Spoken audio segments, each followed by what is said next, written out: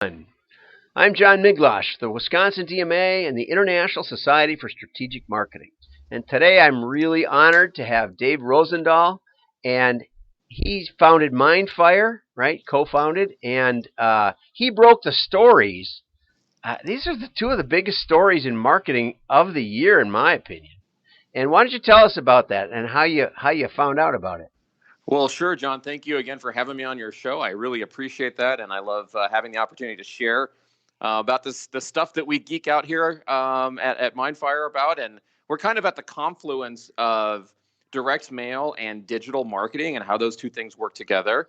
And so, as part of my role here, I get to kind of evangelize how direct mail is still a very important part of the overall marketing ecosystem, how it works with digital and things like that.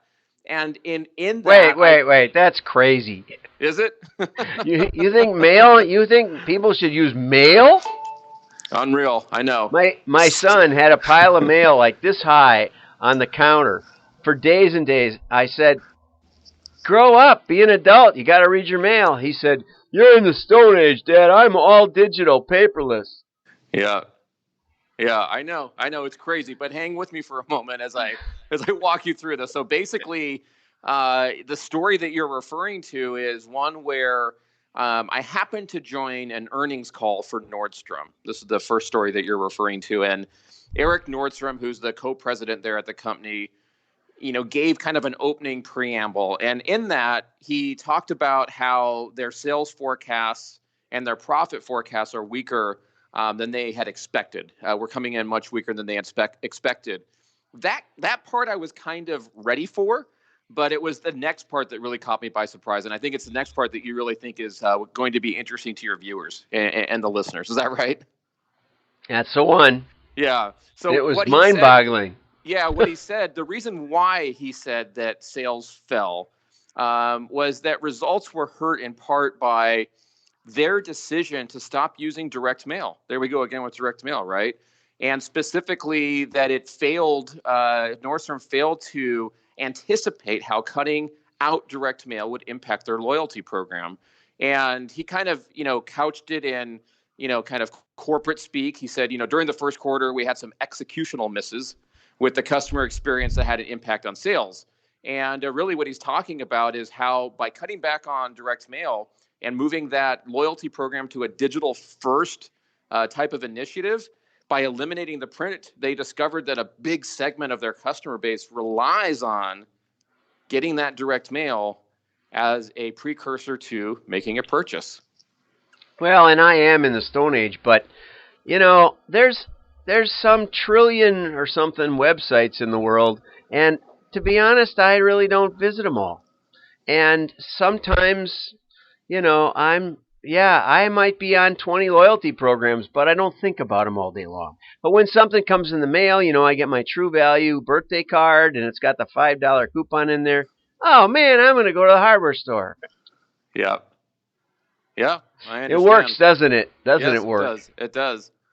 Yeah, yeah, and some people might be wondering, like, why am I here representing a technology company and espousing the benefits of print? And I think that story kind of goes back to how we were kind of founded and why we kind of came into Yeah. existence. We kind of Wait, came we got around. it. Before you get to that, there was Okay, another one too.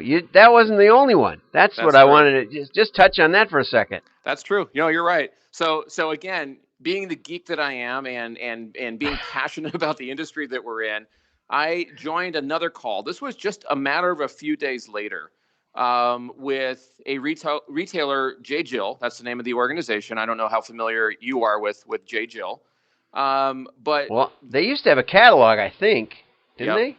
yep, Okay. yep. And so what she said was, and it was strikingly similar, that they also experienced a decrease in sales, and also went on to list the fact that it was because of, in part, their decision to cut back again on direct mail, and that they had moved their budget into digital, things like social and other avenues of going through the digital channels to get to people. And what they found again was that this left out a big part of their market that was, accustomed to getting direct mail and was using that direct mail as a motivator to get into stores and to make purchases and things like that. So again, a second publicly held company where the CEO, the president's coming on and saying this was just amazing. And I did do some research on J. Jill, and I looked on their website to try to see if they had a virtual catalog or something similar. You couldn't even find a picture of the J. Jill catalog. The only one I found was on Pinterest of some lady's site or page that had a bunch of J. Jill pictures. That was the only picture. It's like they've scrubbed the catalog from the world, and gee whiz, their sales are down. Yeah. Yeah, I mean, I have pretty much her quote memorized. She said that going into the quarter that they had planned this shift from direct mail to what she called alternative media, primarily digital. And what she said is, in hindsight, we moved too much too soon. And that while they were able to quickly make some adjustments once they saw the impact of that, the way they were able to kind of right the ship at least a bit was to add back direct mail touch points along with some changes in their digital to work together with their direct mail to better support the promotional activities and drive the revenue that they were after. She also ended by saying, though, that this restored foot traffic to their stores, albeit belatedly. So it wasn't enough to get them back to where they wanted to be, but they recognized what they did wrong and what they needed to do to get back on track. And so isn't that kind of your sweet spot, to connect direct mail and digital to boost engagement there? Yeah, so that's exactly right. So at Mindfire, we work with organizations, everything from Fortune 100 companies to commercial printers and agencies who are servicing these types of brands. And really, as you stated, John, it's all about, for us, it's about how to combine the best of what print and direct mail can do with the best of what digital can do. And the way we view the world is that it's not one or the other, but that one, as a smart marketer, as a smart organization, must look at how to engage our audience, our customers, our prospects in the ways that they want to be communicated with, and in a way that gets their attention. And that's a radical position. I know everybody thinks you can predict what I'm going to do. The sad part is I can't predict what I'm going to do. But, us old direct marketers, we let the market tell us what they want, rather than try to tell them, oh, you need to be on Facebook or you need to be on your phone, because we're not going to mail you anymore, so you better find a different way to get in touch with us. Right.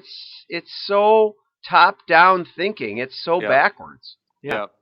So at our core, we're a technology company that allows folks to orchestrate these different channels in one application, in one technology application, and do so across print, as you stated, email, social, text messaging, etc. So that's who we are. Well, Dave, this is great. I mean, I want to talk to you on a regular basis. I hope you can break more stories in the opposite direction, where we can find the .coms and the people that have never thought about mail, and you can have some success stories in that area.